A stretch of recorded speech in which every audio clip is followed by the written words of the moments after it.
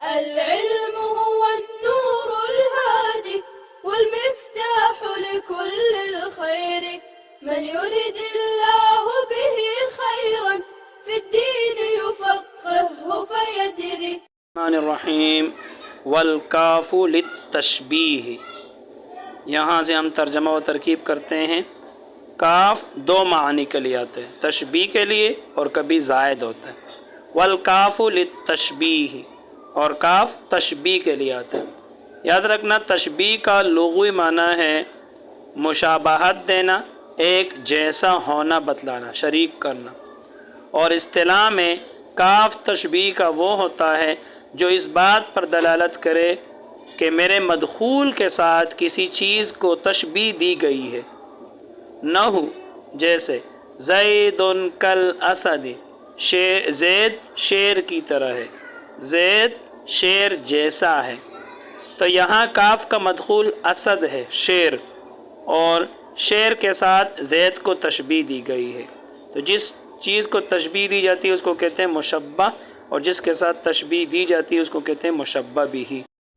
تو زید مشبہ ہے اور شیر مشبہ بھی ہے۔ تو زید کل اسد، زید شیر کی طرح ہے، زید شیر جیسا ہے، زید شیر کے مثل ہے۔ وقد تکون زائدۃ،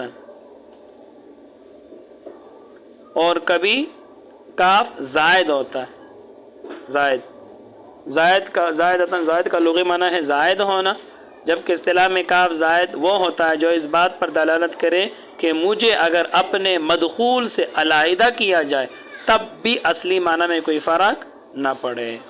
نحو قولی تعالی، جیسے اللہ تعالیٰ کا یہ فرمان ہے، قول ہے، لیس کمثلہ شیء، نہیں ہے اس کا مثل کوئی چیز، تو اللہ کا مثل کوئی چیز نہیں ہے۔ لیس کمثلہ شیء، تو یہاں کاف زائدہ ہے، اس کو اگر آپ ہٹا دو تب بھی اصلی معنی میں کوئی فرق نہیں آئے گا۔ کاف کو ہٹا دو، لیس مثلہ شیء، نہیں ہے اس کا مثل کوئی چیز، تو یہ کاف زائدہ ہے۔ اب ترکیب کرتے ہیں۔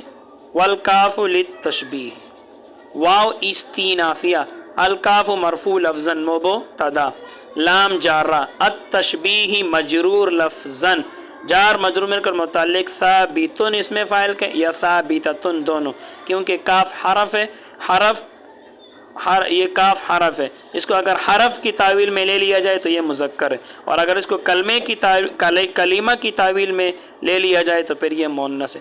تو جار مجرور مل کر متعلق ثابتن اس میں فاعل کے، ثابتن اس میں فاعل، اس کے اندر ہوا ضمیر مرفوع محلاً اس کا فاعل، اس میں فاعل اپنے فاعل اور متعلق سے مل کر شیبہ جملہ ہو کر خبر، اور الکاف مبتدا خبر مل کر جملہ اسمیہ خبریہ۔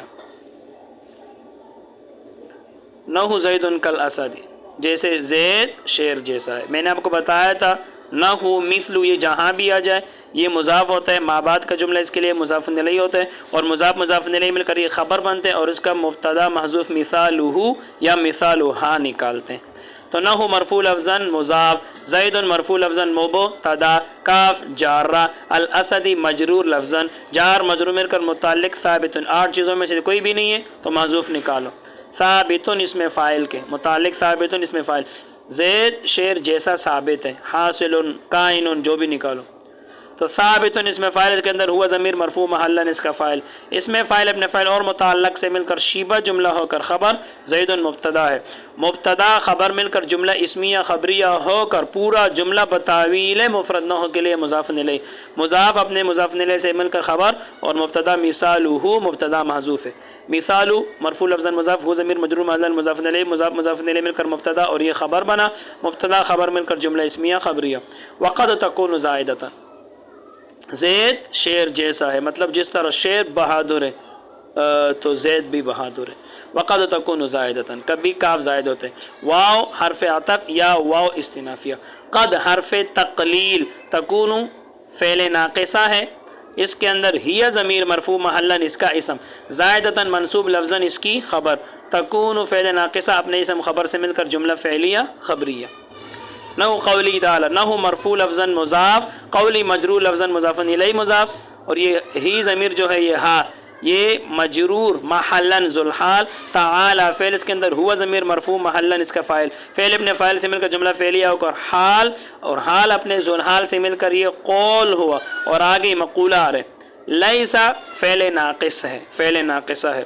یاد رکھنا جب حروف مشبہ بالفعل کے بعد یا افعال ناقصہ کے بعد جب جار مجرور آ جائے تو اس کی خبر مقدم ہو جاتی ہے اور اس کا اسم مؤخر ہو جاتا ہے. تو خبر مقدم ہو جاتی ہے اور اسم مؤخر. تو یہ شیئن، یہ اس کا اسم لے سکا جو مؤخر ہو گیا. حروف افعال ناقصہ اپنے اسم کو رفع دیتے ہیں تو اسم مؤخر ہو گیا اور اس کی خبر مقدم ہو گئی. تو لیسا فعل ناقص ہے. کاف جارہ مثلی مجرور لفظاً مضاف، اور یہی ضمیر مجرور محلاً مضاف الیہ، مضاف مضاف الیہ مل کر کاف جارہ کے لیے مجرور، جار مجرور مل کر متعلق ثابتاً اسم فاعل کے.